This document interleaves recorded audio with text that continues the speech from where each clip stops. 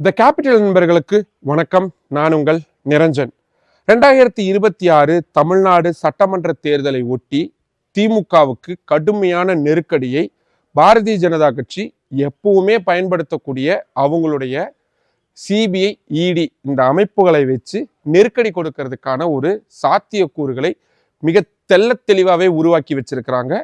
குறிப்பா அமலாக்கத்துறை திமுகவுடைய அமைச்சர்கள் பலரையும் நெருக்கடிக்கு உள்ளாக்கிக்கிட்டு இருக்கிறாங்க.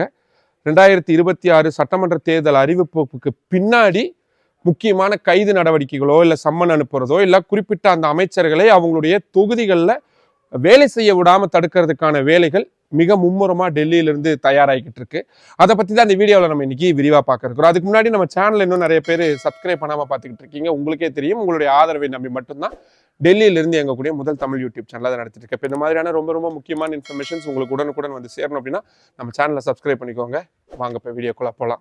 பாரதிய ஜனதா கட்சி தொடர்ச்சியா ஜெயிக்கிறாங்க அப்படின்னா அதுக்கு அவங்களுடைய தேர்தல் பிரச்சார வியூகங்கள், அவங்க கொடுக்கக்கூடிய வாக்குறுதி, மக்களுக்கு செய்யக்கூடிய நலத்திட்டங்கள் இது மட்டும் காரணம் கிடையாது. இதையும் தாண்டி அரசு அமைப்புகளை அவங்க கச்சிதமா பயன்படுத்துறதும் மிக முக்கியமான ஒரு காரணமா அமைஞ்சிருக்கு. மிக முக்கியமா சிபிஐ, இடி, வருமான வரித்துறை, எலெக்ஷன் கமிஷன் இவங்க எல்லாருமே நம்ம அந்த பட்டியலில் சேர்த்துக்கலாம். அதுல மிக முக்கியமா அமலாக்கத்துறையை பொறுத்த வரைக்கும் அவங்க கிட்டத்தட்ட பாஜகவுடைய ஒரு அடியாள் மாதிரி தான் செயல்படுறாங்க அப்படின்ற விமர்சனங்களை தொடர்ச்சியா எதிர்கட்சிகள் வச்சுக்கிட்டே இருக்கிறாங்க.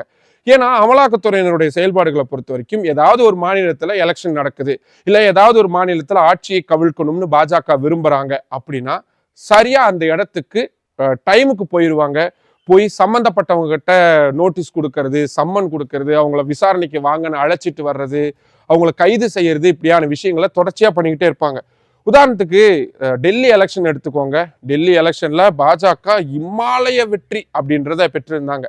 ஆனா அந்த வெற்றிக்கு முன்னாடி அமலாக்கத்துறையை வச்சு மாநிலத்தை ஆண்டுகிட்டு இருந்த ஆம் ஆத்மி கட்சியை எந்த அளவுக்கு வேட்டையாடினாங்க அப்படின்றத நான் கொஞ்சம் ஞாபகப்படுத்த வேண்டியதா இருக்கு. முதல்வராக இருக்கக்கூடிய அரவிந்த் கெஜ்ரிவால் அவர்களையே டெல்லி மதுபான கொள்கை முறைகேடு வழக்கில் கைது செஞ்சு அவரே டெல்லி திகார் சிறையிலும் அடைச்சிருந்தாங்க. அவர் கிட்டத்தட்ட சிறையில இருந்துகிட்டே தான் முதல்வராகவும் தொடர்ந்துகிட்டு இருந்தாரு. ஏன் அமலாக்கத்துறையினர் சுப்ரீம் கோர்ட்டுக்கு போய் அவரை நாங்கள் அரெஸ்ட் பண்ணிட்டோம், ஜெயிலில் வச்சிருக்கிறோம், அவர் எப்படி சிஎம்மா தொடர முடியும், அவரை ரிசைன் பண்ண சொல்லுங்க அப்படின்னு கேஸ் எல்லாம் ஃபைல் பண்ணியிருந்தாங்க. சுப்ரீம் கோர்ட் என்ன சொல்லிட்டாங்க, அதெல்லாம் எங்களால் சொல்ல முடியாது, அது அவங்களுடைய விருப்பம், தார்மீகமா வேணா அவங்க ராஜினாமா பண்ணலாமே தவிர நாங்க எதுவும் பண்ண முடியாது அப்படின்னு அவங்க தெள்ள தெளிவா சொல்லிட்டாங்க.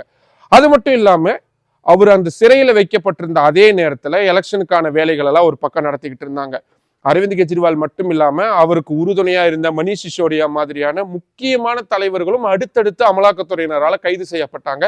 சிபிஐ அதிகாரிகளால மற்ற சிலரும் நெருக்கடிகளுக்கு உள்ளாக்கப்பட்டாங்க. கடைசியில என்னாச்சு, ஒரு சிறப்பான ஆட்சியை ஆம் ஆத்மி கட்சி கொடுக்கப்பட்டு இருந்தாலும் கூட முறைகேடு நடந்துருச்சு அப்படின்ற ஒரு குற்றச்சாட்டை வச்சு ஆட்சி அப்படின்றது அவங்க இழந்திருந்தாங்க. ஆனா அதுக்கப்புறமா அமலாக்கத்துறை அந்த வழக்குல எந்த அளவுக்கு கவனம் செலுத்தினாங்க அப்படின்னா அது 0. இது வெறும் டெல்லியில மட்டும் கிடையாது.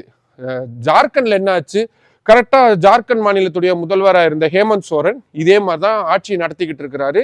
திடீர்னு ஒரு 10-15 வருடங்களுக்கு பழைய ஒரு கேஸை எடுத்துட்டு வந்து அங்க மணல் குவாரி மற்றும் கல்குவாரிகள்ல நிறைய ஊழல் நடந்துருச்சு, நிலக்கரி சுரங்கங்கள்ல ஊழல் நடந்துருச்சு அப்படின்னு அமலாக்கத்துறையினர் அவருக்கு சம்மன் அனுப்பி அவரை கிட்டத்தட்ட கைது செய்யறதுக்கான இடங்கள் வந்ததுக்கு அப்புறமா தார்மீகமா பொறுப்பேற்று ஹேமந்த் சோரன் ரிசைன் பண்ணியிருந்தாரு.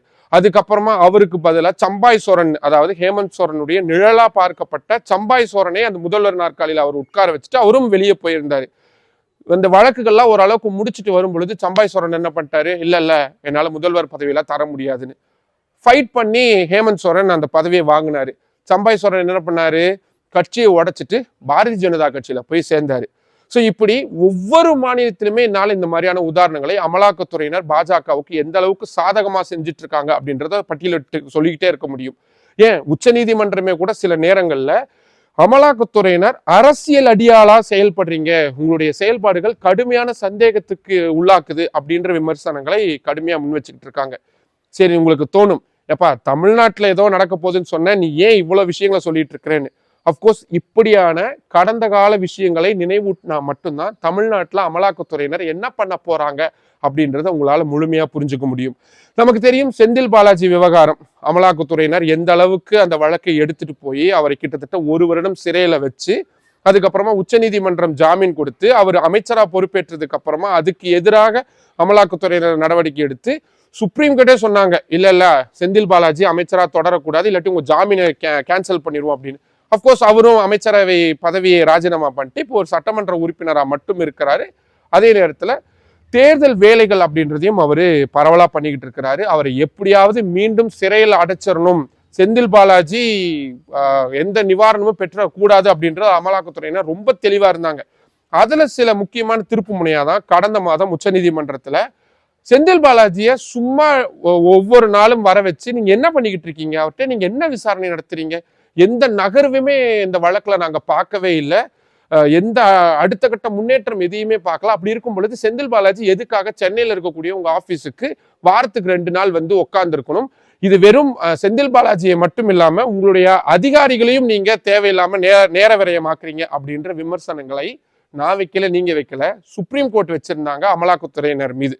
அப்படின்னா பாத்துக்கோங்க, ஒரு தேர்தலுக்கான ஒரு ஒரு பழிவாங்கும் நடவடிக்கையா எந்த அளவுக்கு அமலாக்கத்துறையினர் நடந்துக்கிறாங்க அப்படின்றது. இப்போ அதோடைய நீட்சியா அடுத்து அவங்க வந்திருக்கிறது இப்போ அமைச்சரா இருக்கக்கூடிய KN நேரு அவர்கள் கிட்ட. KN நேரு மீது வழக்கு பதிவு செஞ்சு விசாரணை நடத்தணும் அப்படின்னு அமலாக்கத்துறையினர் தமிழ்நாடு DGPக்கு 3 கடிதங்கள் எழுதியிருக்கிறாங்க. இதுல முதல் கடிதத்தை பொறுத்த வரைக்கும் அமைச்சர் நேருடைய துறையில பணியிடை மாற்றம், அதாவது டிரான்ஸ்பர் செய்யறதுக்கு சுமார் 365 கோடி ரூபாய் லஞ்சம் வாங்கப்பட்டிருக்கு, அதனால அவரை உடனடியா விசாரணை நடத்துங்க அப்படின்னு சொல்லியிருக்கிறாங்க ஒரு கடிதத்துல. இன்னொரு கடிதத்துல நகராட்சி நிர்வாகம் மற்றும் குடிநீர் வழங்கல் துறையில பணி நியமனம், அதாவது அப்பாயின்மெண்ட்டுக்கு 888 கோடி ரூபாய், கிட்டத்தட்ட 900 கோடி ரூபாய் அளவுக்கு ஊழல் நடந்திருக்கு, அதனால அந்த வழக்கிலையும் அவரை விசாரணை நடத்தணும் அப்படின்ற ஒரு கோரிக்கை வச்சிருக்கிறாங்க. அது மட்டும் இல்லாம அமைச்சருடைய துறை சார்ந்த டெண்டர்கள் வெளியிடுறதுல கிட்டத்தட்ட 1020 கோடி ரூபாய் அளவுக்கு முறைகேடு நடந்திருக்கு அப்படின்ற ஒரு குற்றச்சாட்டை முன்வைத்து இதுக்கான ஆதாரங்கள்லாம் எங்க கிட்ட இருக்கு, நீங்க இம்மிடியட்டா அமைச்சர் மீது நடவடிக்கை எடுக்கணும், வழக்கு பதிவு செய்யுங்க அப்படின்ற ஒரு கடிதத்தையும் எழுதியிருக்கிறாங்க. அது மட்டும் இல்லாம அமெரிக்காவில், துபாயில, இந்த மாதிரி பல நாடுகள்ல KN நேரு அவருடைய பினாமிகள் பெயரையும் அவருடைய சகோதரர்கள் பெயர்லையும் நிறைய சொத்துக்களை வாங்கி குவிச்சிருக்கிறாரு. அதுக்கு ஏராளமான சட்டவிரோத பணப்பரிமாற்றம் அப்படின்றது நடந்திருக்கு. அதனால இம்மிடியட்டா அவரை நீங்க நடவடிக்கைக்கு உட்படுத்தணும் அப்படின்ற ஒரு கோரிக்கையை வச்சிருக்கிறாங்க. இது மட்டும் இல்லாம சுப்ரீம் கோர்ட்டுக்கு இனி இது சம்பந்தமான வழக்குகளை எடுத்துட்டு போறதுக்கு அமலாக்கத்துறையினர் தயாராயிட்டு இருக்காங்க. விரைவில் தமிழ்நாடு DGP சரியா நடவடிக்கை எடுக்கல, காலதாமதம் பண்றாரு, அதனால நாங்களே விசாரிக்கிறோம், அதனால எங்க கிட்ட கொடுத்துருங்க அப்படின்னு கேட்டு அவருக்கு சம்மன் இஷ்யூ பண்ணி அவரையும் கைது செய்வதற்கான ஒரு பாதையில அமலாக்கத்துறையினர் போயிட்டு இருக்காங்க. 2026 சட்டமன்ற தேர்தலுக்கு முன்னாடி அது நடந்துச்சுன்னா அது எவ்வளவு பெரிய தாக்கத்தை ஏற்படுத்தும். ஏன்னா KN நேரு திமுகவில் தவிர்க்க முடியாத ஒரு நபரா இருக்கக்கூடியவர். நம்ம இவங்களுடைய முறைகேடுகளை யாரும் நியாயப்படுத்தவே இல்லை. உண்மையாலுமே இந்த அரசியல்வாதிகள் இப்படியான முறைகேடுகள் ஈடுபட்டிருந்தாங்கன்னா அமலாக்கத்துறையினர் தண்டனை வாங்கி கொடுத்து அவங்களுடைய அரசியலை நிர்மூலமாக்கட்டும், நமக்கு எந்த விதமான மாற்று கருத்துமே அதுல கிடையாது. ஆனா அமலாக்கத்துறையினர் அதை செய்யறாங்களா அப்படின்றதுலதான் மிக முக்கியமான கேள்வி இருக்கு. ஏன்னா அவங்களுடைய அந்த ரேஷியோ இருக்குல்ல, அவங்க ஒரு 100 அரசியல்வாதிகள் மேல வழக்கு பதிவு செய்யறாங்க அப்படின்னா அதுல 99 வழக்குகள் எந்த நகர்வுமே இல்லாம அப்படியே கிடக்கும். சரியா அந்த தேர்தல் நேரங்கள்ல ஏதாவது நடக்கும், அதுக்கப்புறம் அப்படியே அதை கிடப்புல போட்டுறாங்க. அதே மாதிரி தமிழ்நாட்டில் இருக்கக்கூடிய மணல் குவாரிகள்ல கிட்டத்தட்ட 4500 கோடி ரூபாய்க்கும் அதிகமான முறைகேடு அப்படின்றது நடந்திருக்கு. அது சம்பந்தமான அமைச்சர்களையும் அதிகாரிகளையும் அரெஸ்ட் பண்ணணும் அப்படின்ற மாதிரியான விஷயங்களை சுப்ரீம் கோர்ட் வரைக்கும் வந்து அமலாக்கத்துறையினர் நடத்திக்கிட்டு இருக்கிறதெல்லாம் பார்க்க முடியுது. ஸோ 2026 சட்டமன்ற தேர்தல் அப்போ முக்கியமான அமைச்சர்களுக்கு சரியா கச்சிதமா குறி வச்சிருக்கிறாங்க அமலாக்கத்துறையினர். ஒருவேளை சம்மன் அனுப்புறதோ கைது நடவடிக்கைகளோ இதெல்லாம் வருது அப்படின்னா பெரும் தாக்கத்தை அதை களத்துல ஏற்படுத்தும் அப்படின்றதுல மாற்று கருத்து இல்லை. அது யாருக்கு சாதகமா அமையும்?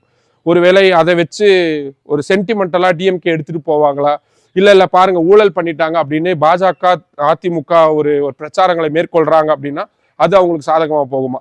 உங்களுக்கு தோணக்கூடிய கருத்துக்களை கீழே கமெண்ட் பாக்ஸ்ல சொல்லுங்க. மற்றும் ஒரு வீடியோவில் சந்திக்கலாம்.